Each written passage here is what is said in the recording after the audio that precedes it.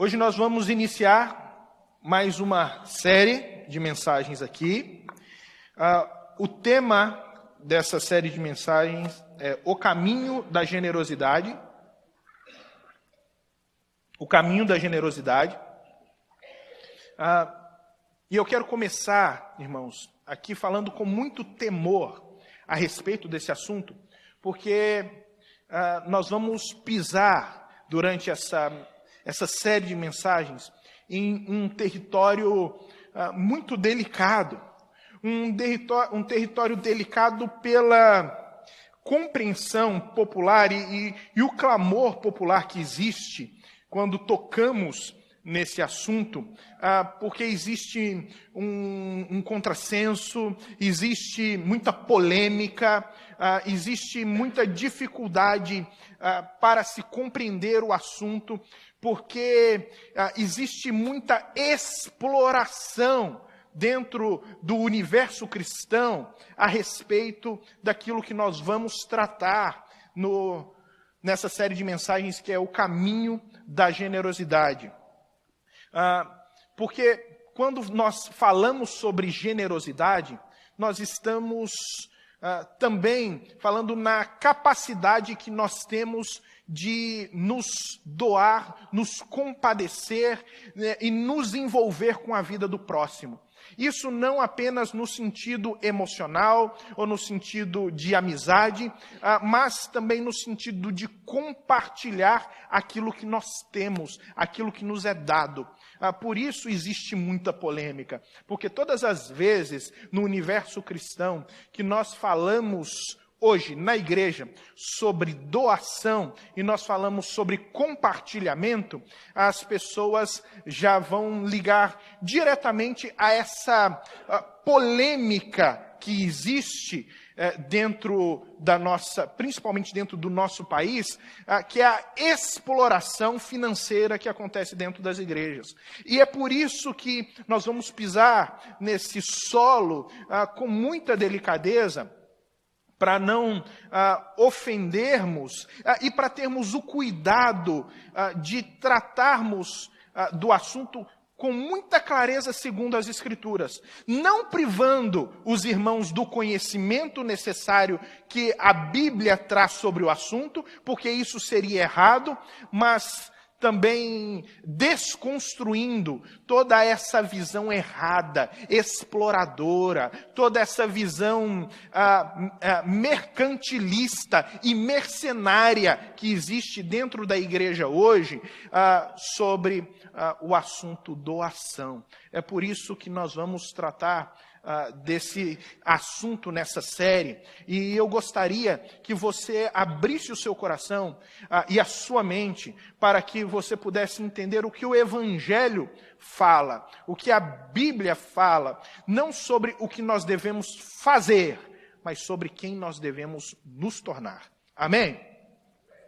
Então eu convido você a abrir a sua Bíblia comigo na primeira carta de Paulo a Timóteo. No capítulo de número 6, nós vamos conversar a partir do versículo 3.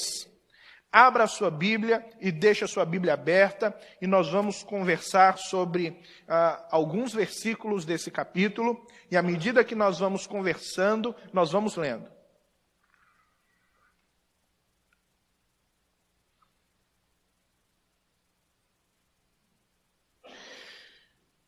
O que é a vida? O que é a vida?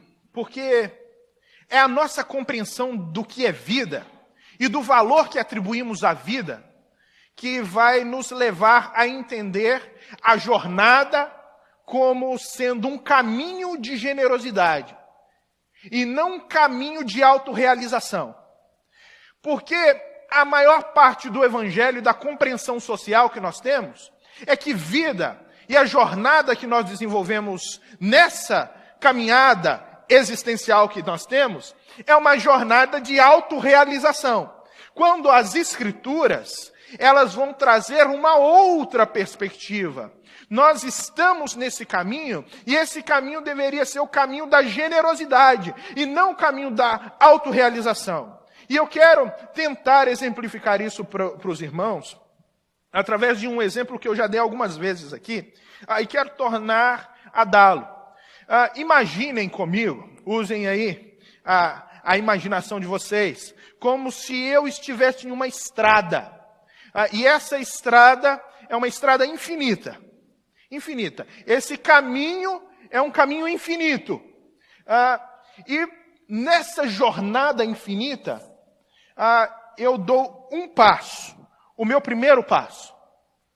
E segundo as Escrituras, esse primeiro passo da jornada é a existência que nós conhecemos hoje.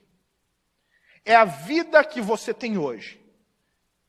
A vida nos moldes que nós conhecemos hoje, no formato que nós experimentamos hoje, é algo que passa, e passa rápido. A vida passa e passa rápido. Você pode ser jovem e achar que você tem uma vida inteira pela frente. É assim que a gente fala com os jovens. Você é jovem, você tem a vida inteira pela frente. Não, você não tem. Sabe por quê? Porque você não é dono do tempo. Você não sabe quanto tempo você tem. Você não sabe quantos dias você tem. E você, que talvez já viveu muito tempo, ainda não sabe quanto tempo tem. É por isso que Jesus vai dizer que nós não podemos acrescentar 1 metro no nosso caminho. Nós não podemos fazer os nossos cabelos ficarem brancos naturalmente. Porque a vida não compete... Na vida não compete a nossa administração, nós não conseguimos administrar quantidade de vida e quantidade de tempo, porque tempo nos é emprestado. E aí, nesse tempo que nos é emprestado, o que cabe é fazermos desse tempo aqui e agora o melhor que podemos. Mas o melhor que nós podemos não pode ser na expectativa de cumprir nesse tempo aqui toda a nossa autossatisfação. Porque nós ignoramos que essa vida aqui, no modelo que nós temos, é apenas o primeiro passo. E o resto da eternidade? E o resto do caminho? O que será? O que vai acontecer na jornada quando a cortina desse primeiro passo se fechar e então se abrir a porta para essa continuidade do caminho eterno, dos passos que nós vamos ter que dar para a eternidade. E pela eternidade, qual é o problema do caminho que tem como base a autossatisfação? É que a pessoa vive essa vida acreditando que o primeiro passo é onde você precisa gozar todas as experiências possíveis de autossatisfação para ser feliz. E que o que vale é a experiência desse primeiro passo, desse pequeno tempo da jornada. E nós nos esquecemos que existe uma eternidade de jornada. Aí, a pessoa, achando que vida e existência é só esse primeiro passo, é só essa primeira realidade, quer experimentar tudo, no já, no agora. Aí ela vai fechar o coração para qualquer tipo de generosidade, porque o outro vai se tornar apenas um mecanismo, uma ferramenta, um objeto da sua própria realização. E quando o outro não é um objeto da minha realização, eu o afasto porque ele se torna um empecilho para mim. A generosidade, ela acaba. Você não tem como viver autossatisfação e generosidade ao mesmo tempo. Nessa jornada, não. Aí as pessoas, elas querem viver intensamente. Elas vão gastar a vida inteira, gastando o tempo que ela tem para ter dinheiro. Para ter dinheiro para quê? Porque dinheiro é medida de valor. Dinheiro é medida de valor. E é através do dinheiro que você começa a dar valor às outras coisas. E você começa a dar valor ao mundo ao seu redor. E você mede o mundo ao seu redor e o valor das outras coisas por meio do dinheiro. É assim, o dinheiro ele dá valor não apenas às coisas físicas. concretas, ele também dá valor a coisas que não são concretas, subjetivas, abstratas. Por exemplo, você vai comprar para sua casa uma mesa nova, para a sala. E aí você precisa saber quanto vale essa mesa. E você mede essa mesa pelo valor de mercado, se vale a pena adquirir ou não. Mas esse valor que você vai pagar pela mesa, você não está pagando só pelo objeto. Você está pagando também pela sensação de ter a mesa nova, que é o abstrato. Você está pagando pela experiência abstrata de ter a família reunida em torno de uma mesa nova que caiba todo mundo e que todo mundo possa ter uma boa janta. Você paga pelo abstrato. E assim, o dinheiro, ele não só dá valor às coisas, mas ele também começa a dar valor às sensações, às experiências internas do coração. E começa esse valor monetário a dar sentido à nossa existência. Não dá valor só a coisas e sentimentos, dá valor a pessoas também. A gente mede as pessoas pelo valor monetário. Se a pessoa ela é uma pessoa de uma classe mais alta, geralmente ela tem um determinado tratamento dentro da sociedade. Se é uma pessoa de uma classe mais baixa, o tratamento é completamente outro. Depende do valor monetário que a sociedade dá a você. Do valor que você tem, que o seu dinheiro dá a você mesmo. É tipo assim, Jesus, monetariamente, ele valeu 30 moedas de prata. Qual é o valor de Jesus? 30 moedas de prata. Qual é o valor de Jesus, Judas? 30 moedas de prata. Então o dinheiro começa a dar valor às coisas, aos sentimentos, a pessoas. E nós começamos a fazer esse jogo do mundo. E a entender esse primeiro passo aqui, sempre através dos valores que o dinheiro acrescenta a esse universo, a esse mundo, a essa estrutura de vida. E nos esquecemos que nossa experiência agora não deveria ser medido por aquilo que o mundo usa para dar valor às coisas no aqui e agora. Mas os valores reais deveriam ser medidos por aquilo que está na eternidade. E aquilo que está na eternidade ditar os valores do aqui e agora. Porque é o que está na eternidade que tem valor. Porque é o que está na eternidade que dá sentido. Porque é o que está lá que faz com que a vida valha a pena. E nós estamos achando que é o contrário. Porque o mundo e o dinheiro têm ditado para nós que o que dá valor à eternidade é o que nós vivemos aqui agora. São as experiências que nós temos aqui agora. E aí, a igreja que deveria ser o baluarte da verdade, de levantar a bandeira e dizer, olha, o que dá valor e o sentido à sua vida não é o que você tem, ou as experiências que você pode conquistar nessa vida, não é o dinheiro que você tem que atribui valor à sua pessoa, mas é, sim, a experiência que você tem com Deus, através da pessoa de Jesus Cristo. Que através da pessoa de Jesus, o seu valor e o valor que é dado a você é um valor infinito, que não pode ser medido por moeda nenhuma. E seja você quem for, da classe que for, e tenha feito qualquer que seja atrocidade, o seu valor para Deus em Cristo é eterno. Porque quando ele pagou o preço por você, ele não usou moeda. Ele não usou medida de valor do mundo. Ele usou o próprio sangue dele, vertido na cruz. O sangue do precioso Filho de Deus na cruz. Então, quando nós falamos sobre generosidade, nós precisamos entender o que nós classificamos como valor de fato. O que tem valor para nós? Aonde é que nós estamos depositando o nosso valor real?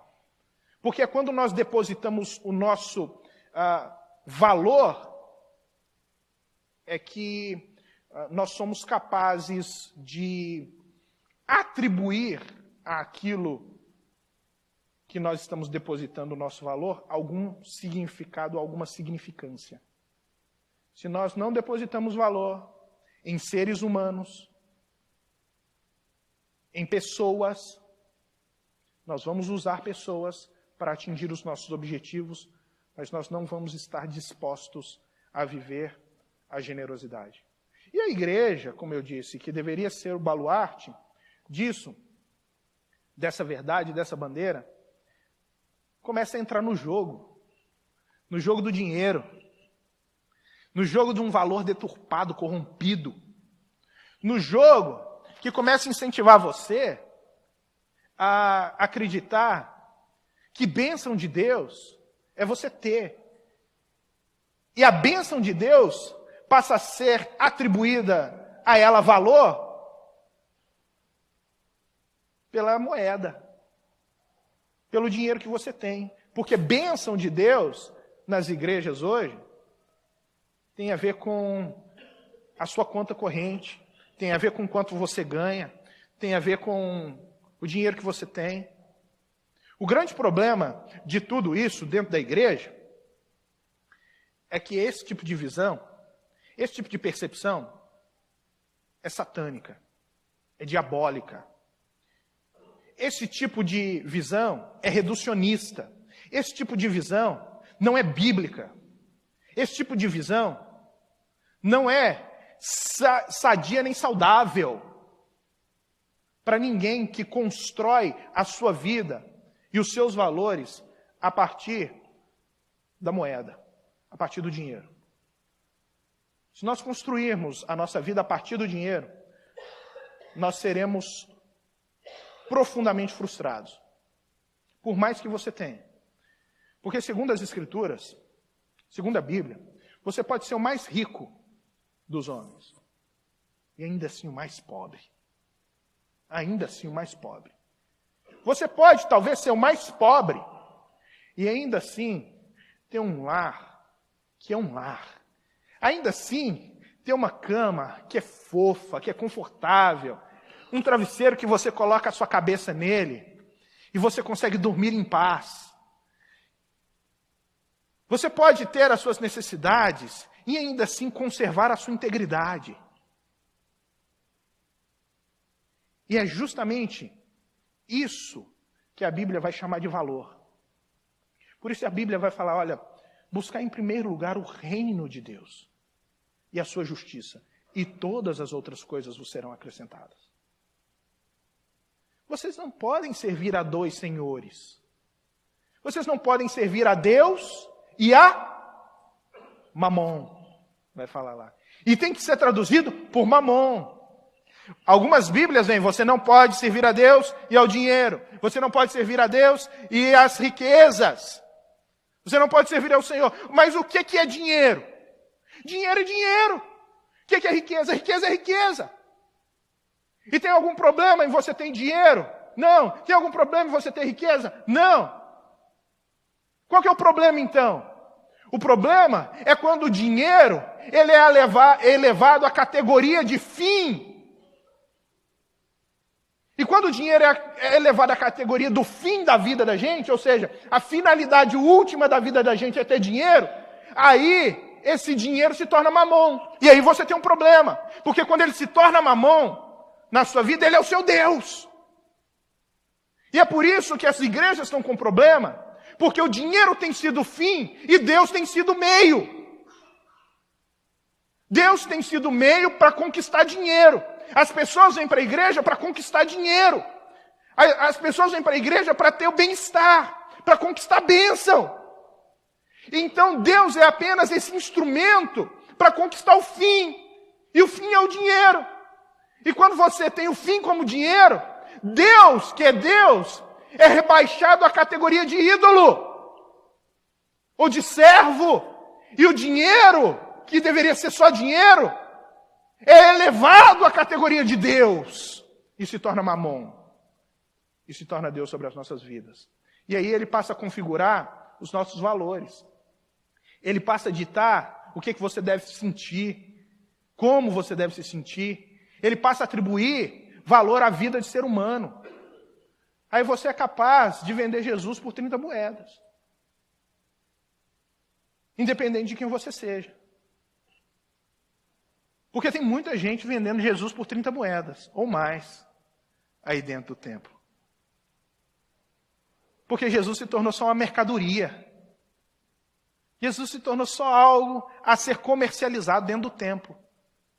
Me desculpa, irmãos, isso não é evangelho. Por quê? Porque as pessoas, elas estão olhando só para esse primeiro momento da vida, só para esse primeiro passo, achando que tudo que eu preciso viver e experimentar para ser feliz está nesse primeiro momento. Só que a vida passa, e ela passa rápido. Passa rápido. Por isso, Paulo, em Timóteo, ele vai nos ensinar algumas coisas a partir do versículo 3. E eu peço que você acompanhe a leitura, que diz assim: se alguém ensina falsas doutrinas e não concorda com a sã doutrina do nosso Senhor Jesus Cristo e com o ensino que é segundo a piedade, é orgulhoso e nada entende. Aqui ele está falando a respeito de alguns homens que estavam ensinando doutrinas falsas nas igrejas, e o objetivo deles era justamente usar a fé cristã para a obtenção de lucro, para ter lucro próprio. Então, o que você está vendo nas igrejas hoje não é coisa nova, isso é coisa antiga, e já é coisa da Bíblia, tá? Os primeiros cristãos já estavam enfrentando isso. É gente que está usando da fé para poder tirar dos outros o que pode, porque acredita que a religião é fonte de lucro. É fonte de lucro. Mas Paulo está começando a dizer aqui que todo aquele que ensina uma doutrina errada, que está em desacordo com o Evangelho, que está em desacordo com a palavra de Deus, essa pessoa, ela não entende nada, ela está perdida. Essa pessoa não sabe para onde está indo. E ela não sabe o que está fazendo. Por quê? Porque a fé cristã, ela tem uma base. E a base não é a nossa invenção daquilo que é Deus. Eu não posso inventar quem Deus é. Eu não posso construir o Jesus que eu quero. Eu preciso acreditar no Jesus que é revelado nas Escrituras. Eu não posso construir uma outra doutrina. Eu preciso me deter e me debruçar no conhecimento do Jesus que é revelado nas Sagradas Escrituras. Por isso ele está falando a quem não entende a sã doutrina de Cristo, aquilo que Cristo ensinou, aquilo que as Escrituras ensinam, não está entendendo nada, não entendeu nada da vida. Aí, ele vai dizer, esse tal mostra o interesse doentio por controvérsias e contendas acerca de palavras que resultam em brigas, difamações, suspeitas malignas e atritos constantes entre aqueles que têm a mente corrompida e que são privados da verdade, os quais pensam que a piedade é fonte de lucro. E piedade aqui é a religião verdadeira. Piedade aqui é a nossa relação com Deus, que é estabelecida por meio das doutrinas e por meio da nossa fé. do fundamento da nossa fé. Ele está dizendo aqui que tem gente que começa a ensinar, e à medida que ele ensina, ele só cria controvérsias. É tanta discussão, é tanta briga, é tanta contenda, é tanta coisa sendo dita, que só cria,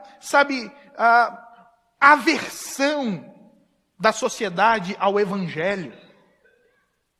Porque essas pessoas, elas não estão comprometidas com a palavra de fato.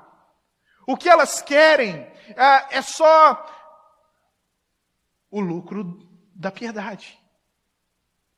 Elas acham que a piedade, ou que a fé cristã precisa ser usada só para obtenção de lucro.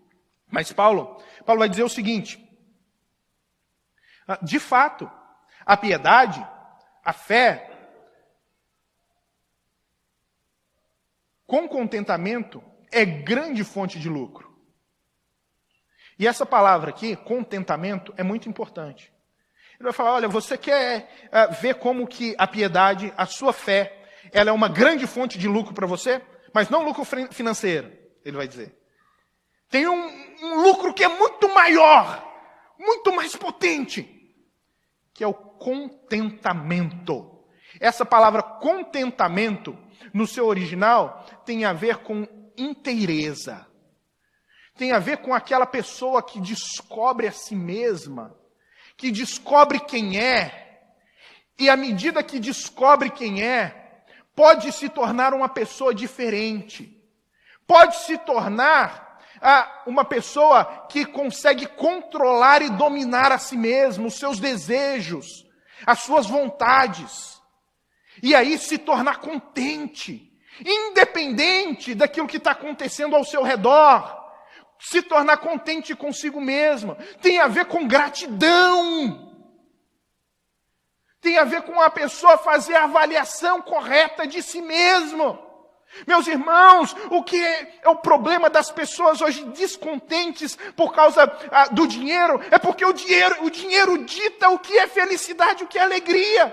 Você só vai ser feliz se você ter aquele carro que você está sonhando tanto. Você só vai ser feliz se você conquistar aquele bem que você tanto quer. Porque o dinheiro começa a ditar o valor da nossa felicidade. E aqui Paulo está falando, olha, não depende da nossa felicidade, não depende do nosso dinheiro, do nosso lucro real. Você quer saber o verdadeiro lucro que você tem em Deus? É o contentamento. E a melhor expressão de ilustração desse contentamento de Paulo é o próprio Paulo falando na sua carta aos Filipenses. No capítulo de número 4, ele vai dizer assim: aprendi o segredo do contentamento. Aprendi a viver contente em toda e qualquer situação. Eu sei tanto ter fartura quanto padecer necessidade. Eu sei ter fome, mas eu também sei ter em abundância. E aí ele vai usar uma frase que nós, crentes, gostamos muito. Tudo posso naquele que me fortalece. Eu sei o segredo do contentamento. Eu sei o lucro da piedade, da minha fé genuína. O lucro da minha fé genuína é que a minha alegria, a minha satisfação não é ditado pelas circunstâncias ao meu redor, não é ditado por um valor econômico que é atribuído a mim ou a qualquer objeto ao meu redor. A verdadeiro lucro da minha fé é que eu posso crer num Cristo onde eu posso tudo. Eu posso até passar fome, mas eu passo com Ele. E eu estou contente com isso.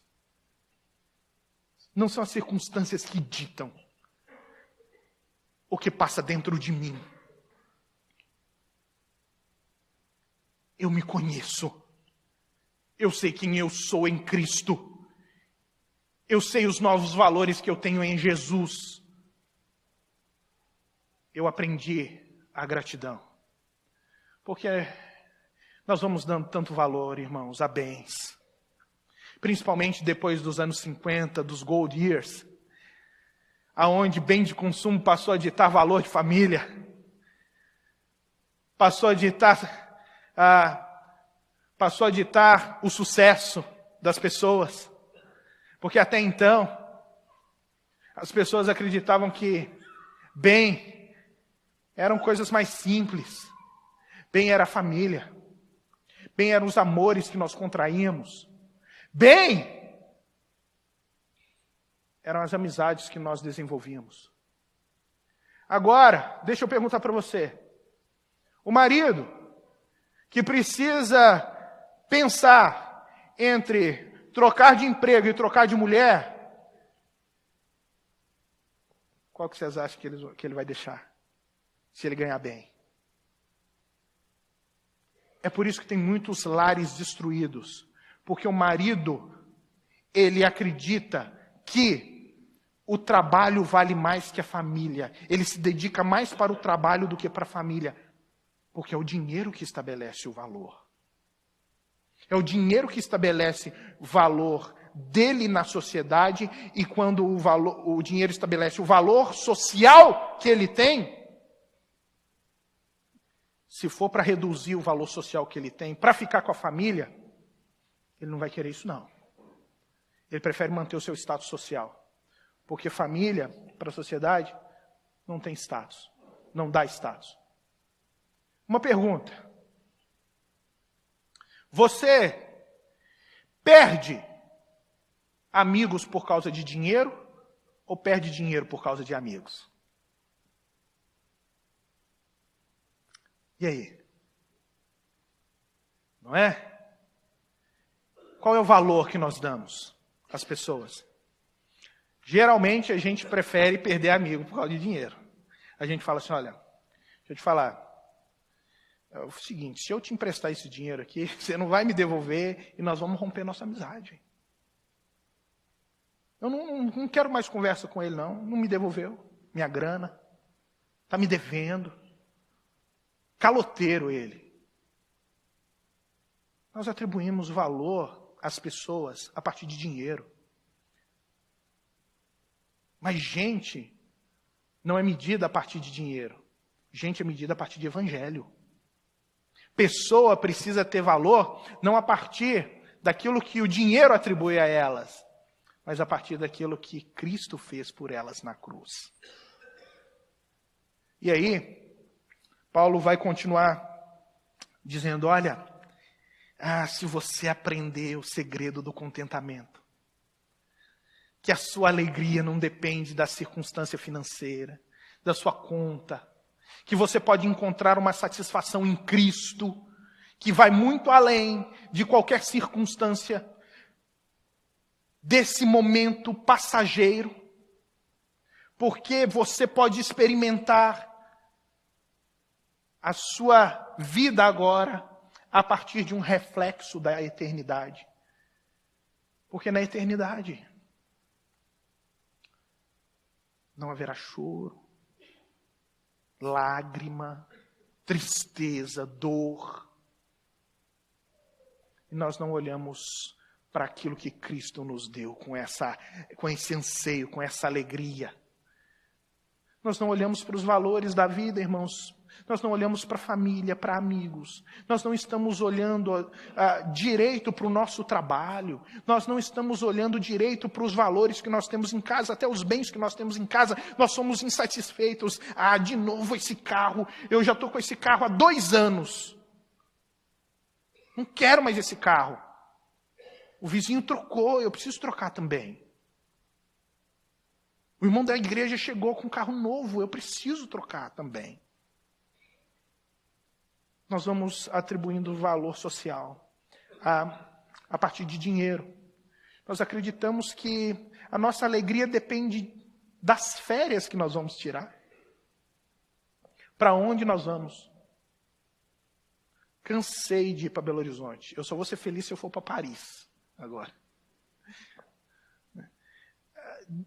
Aí nós vamos atribuindo valores a essas coisas e não vamos desenvolvendo um coração grato por aquilo que nós temos. Aí ele vai dizer assim, olha que interessante. Pois nada trouxemos para este mundo e dele nada podemos levar. Ah, você achou que isso era só um provérbio popular, né? Caixão não tem gaveta. Você achou que era só um provérbio popular. Não é, é bíblico. Você veio sem nada, vai voltar sem nada. O seu valor não está atribuído àquilo que você conquista nesse mundo. Porque se fosse, você tinha que levar dele alguma coisa. O seu valor está em quem você é, e não naquilo que você possui.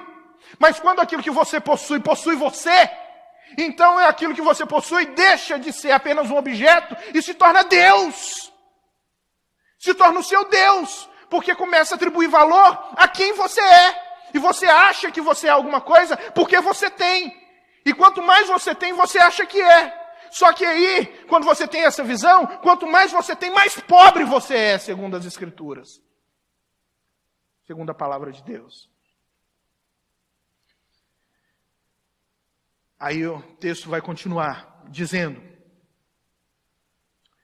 tendo o que comer e o que vestir-nos, estejamos com isso satisfeitos.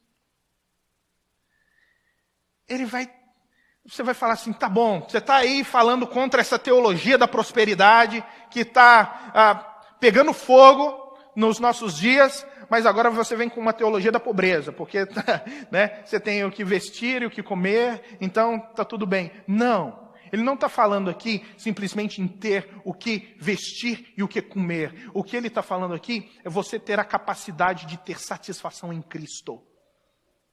É de Jesus poder ser algo que você contemple, e que você tem, e que você possui, e que possui você, e que seja algo que realmente tenha valor para você, como aquele mercador que achou uma pérola em um terreno, e não podia levar a pérola, porque o terreno não era dele. E aí, ele vai lá, pega tudo que tem e vende para poder comprar aquele terreno e para ter a pérola. Porque a pérola era mais valiosa do que tudo que ele tinha. E é assim quando nós nos encontramos com Cristo. Nós não atribuímos mais valor às outras coisas. O que tem valor para nós é o próprio Cristo. O que tem valor para nós é a pessoa de Jesus. E aí, se Ele é a nossa medida de valor, aí nós vamos começar a avaliar os nossos sentimentos a partir dele, o valor que as pessoas têm a partir dele, e o valor que nós temos socialmente a partir dele, e não a partir do dinheiro. Olha, irmãos, o dinheiro talvez seja esse poder social com a maior capacidade de se tornar Deus na nossa vida, ídolo na nossa vida, que nós temos hoje no mundo. E nós temos encontrado mais desse ídolo dentro da igreja que a gente pode imaginar. Porque as pessoas estão medindo a sua fé a partir desse Deus, e não a partir de Cristo, construindo uma doutrina diferente. Mas o texto continua, não para por aí não, ele fala assim: olha, os que querem ficar ricos caem em tentação, em armadilhas, em muitos desejos descontrolados e nocivos, que levam os homens a mergulharem na ruína e na destruição. Qual é a consequência das pessoas, então, que vivem a partir do valor que o dinheiro imprime em si e nas coisas? A tendência é a autodestruição. De onde que vem as guerras, os conflitos, a corrupção? De onde que vem a falta de estrutura social do brasileiro? De onde que vem a falta de educação do brasileiro? De onde que vem todos os problemas sociais que nós temos? De onde que vem muitas das nossas frustrações com o nosso sistema de governo, nosso sistema político? Se não da ganância de homens que querem ficar ricos e para isso usam e abusam da estrutura da sociedade para poderem manipular toda a máquina pública e então, através da corrupção, adquirirem os seus lucros, porque têm desejos desesperados pelo dinheiro. Talvez nós não fazemos isso na mesma proporção, mas talvez nós também estamos imprimindo valores muito semelhantes a desses corruptos nas nossas relações. Porque nós estamos trocando família por dinheiro, marido por dinheiro, esposa por dinheiro, filhos por dinheiro, amigos por dinheiro, igreja por dinheiro. Nós estamos trocando fé por dinheiro. Nós estamos vendendo Jesus por 30 moedas de prata todos os dias. Porque nós estamos entendendo a nossa relação com Deus. E por que faz isso? Aí ele vai dizer, pois o amor ao dinheiro é a raiz de todos os males. Não é o dinheiro a raiz de todos os males. É o amor ao dinheiro. Não tem nada a ver com o papel ou a moeda. Tem a ver com o seu coração, com o meu coração. Tem a ver com aquilo que passa dentro da gente. Tem a ver com pegarmos dinheiro que está na nossa carteira, elevarmos esse dinheiro à categoria de Deus e fazermos desse Deus objeto do nosso amor.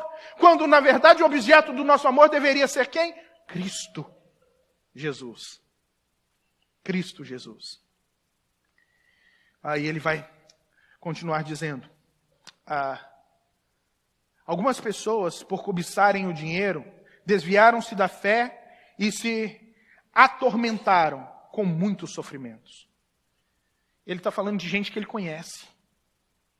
Ele está falando, olha, por causa de dinheiro, esses homens que antes até pregavam o evangelho, se desviaram da fé. Tem gente que está dentro da igreja, participando da igreja, pregando nos púlpitos das igrejas, mas que estão completamente desviados da fé. Porque estar na fé não significa você falar que acredita em Jesus. Acreditar em Jesus, até o diabo acredita, gente. Até o diabo acredita. Estar na fé significa você se apegar com amor a Cristo e servi-lo através do conhecimento que o Evangelho ele expressa da pessoa de Jesus, e não de uma construção que nós fazemos dele. É um conhecimento a partir da Bíblia. É uma dedicação de serviço, de amor. Você levanta cedo para ganhar dinheiro. Você dedica tempo para ganhar dinheiro. Você se esforça para ganhar dinheiro. Você sai de casa e o seu filho pergunta para você, papai, onde você vai? Papai vai ganhar dinheiro, filho. Hã? Papai vai ganhar dinheiro.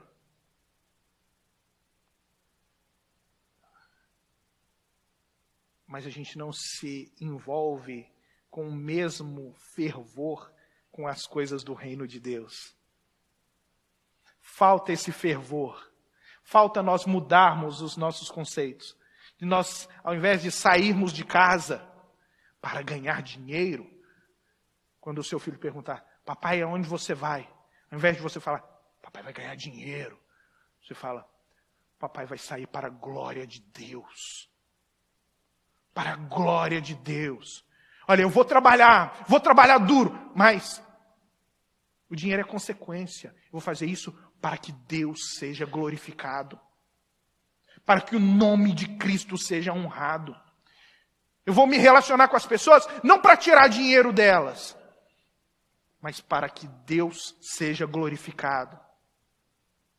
Eu não vou usar a minha relação de mercado para ganhar dinheiro. Eu não vou transacionar para ganhar dinheiro. Eu vou transacionar com dinheiro para glorificar a Deus. Ele vai dizer assim para Timóteo, você, porém, Timóteo, diferente desses homens aí, diferente desses que estão vivendo dessa forma, então você, Sérgio, você que está aqui essa noite, você, ao invés de agir dessa maneira, homem de Deus, mulher de Deus, fuja de tudo isso e busque a justiça, busque a fé genuína, a piedade, a fé, o amor, a perseverança, a mansidão. Combata o bom combate da fé. Tome posse de algo que tenha valor de verdade. Tome posse da vida eterna para a qual você foi chamado. Toma posse dessa vida eterna. As pessoas vão para as igrejas hoje, toma posse da bênção, né? Toma posse do carro, passa no carro, tem aquela historinha, né, do cara que saiu e foi no carro, e aí passou dentro da igreja, aí deram para ele a vara abençoada, aí ele passa no carro, e aí fala, eu tomo posse, pá, com a vara no carro. O dono do carro era delegado, pronto, deu ruim para ele, né? Ficou mal. Não adianta essas coisas. Não adianta. Nós precisamos tomar posse, sim, da vida eterna. Esse é o nosso bem. É isso que faz dar sentido à nossa vida. Aí ele vai continuar. Para a qual você foi chamado. E fez boa confissão na presença de muitas testemunhas. Diante de Deus, que a tudo dá vida. E Cristo Jesus, diante de Pôncio Pilatos, que diante de Pôncio Pilatos fez boa confissão. Eu lhe recomendo. É Deus que dá a vida.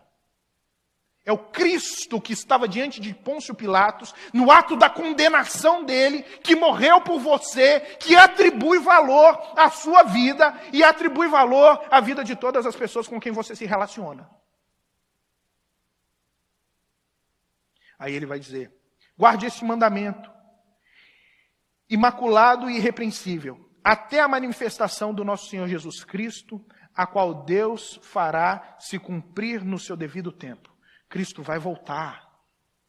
Ele vai voltar. Não acha que esse tempo aqui, que você tem, curto, de vida, que você não sabe quando vai acabar, se é hoje, se é amanhã, é toda a existência. Cristo vai voltar. Ele pode voltar em glória, agora, e reunir os seus, mas ele pode voltar para você especificamente, daqui a pouco. E aí, como é que vai ser a eternidade? Onde você vai estar na eternidade? Vai passar esse tempo, e passa rápido, como a folha que é levada pelo vento, como a erva que nasce no campo, hoje e amanhã já murcha, seca. E somos nós, diz as Escrituras.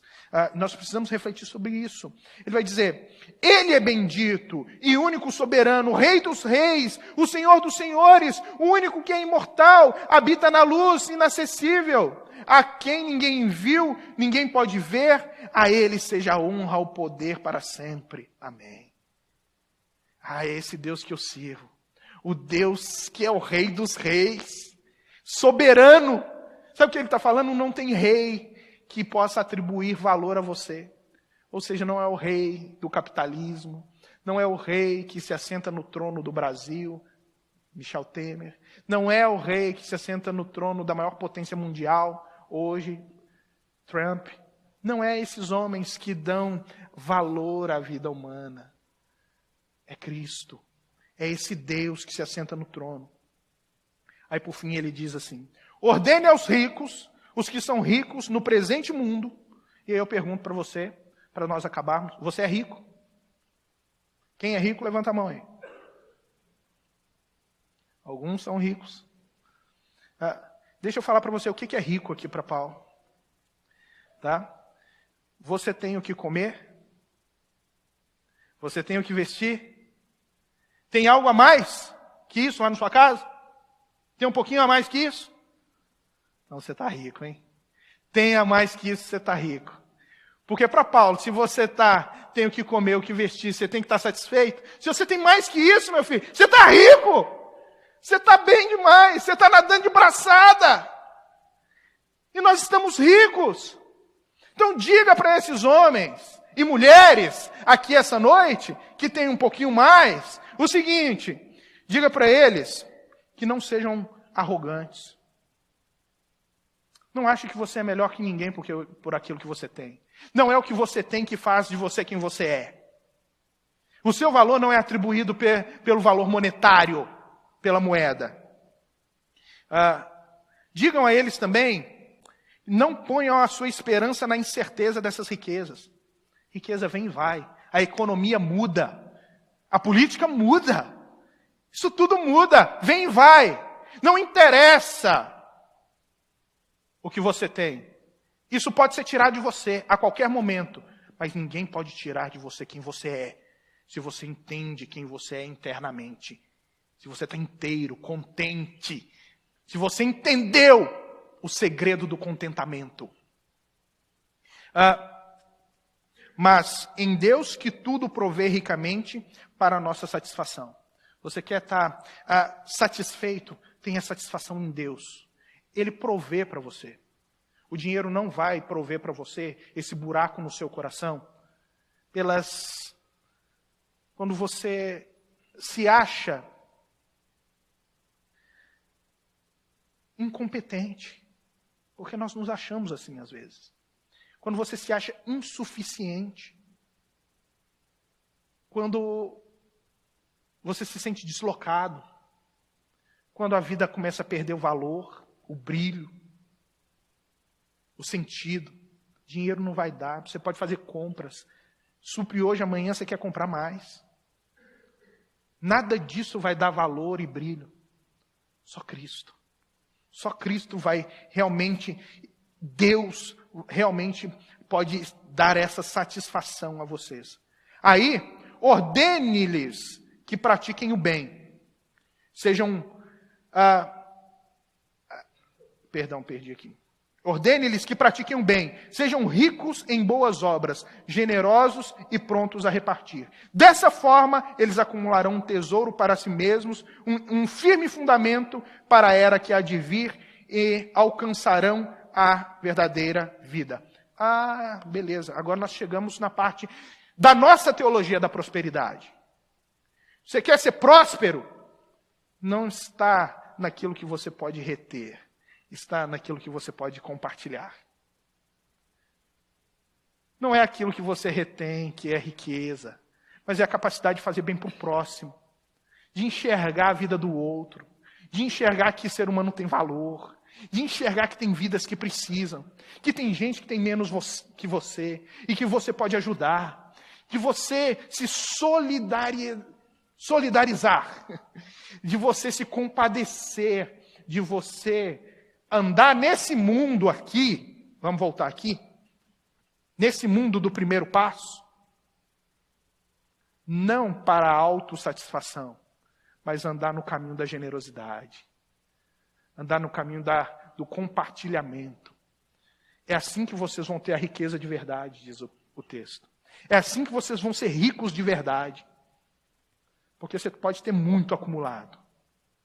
Como aquela parábola do cara que guardou tudo no celeiro.